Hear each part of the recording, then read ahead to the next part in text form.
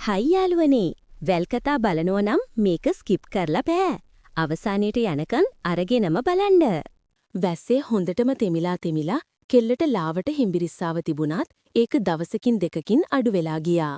එළිය අඹගහ යට තිබුණ බංකුවේ ඉඳගෙන පාරමී මික්ස්චර් බයිට් එකක් කකා හිටියේ හරිම පාළුවෙන්.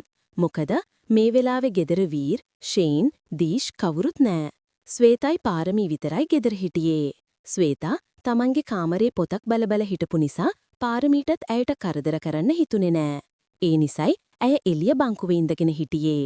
ටික වෙලාවක් යනකොට නොහිතපු විදිහට දීෂ්ගේ වාහනය නිවසේ ගේට්ටුවෙන් මිදුලට ඇතුල් කරා.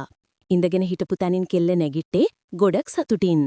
ඒ වුණාට දැක්ක දසුනින් කෙල්ලගේ ඒ සතුට නැති වෙලා යන්න මහ වෙලාවක් ගියේ නෑ. වීර් වගේම ෂේන් වාහනයෙන් ඉස්සර වෙලා බහිනකොට දීෂ් ඊළඟට බැස්සා. වීර්ගේ නලලින් ලේ ගලද්දි ෂේන්ගේ නිල් පාට කමිසේ පුරා රුධිර පැල්ලම් දක්නට ලැබුණා. දීෂ් උන්නේ තමන්ගේ කුසේ වම් පැත්ත අතින් තෙරපමින්.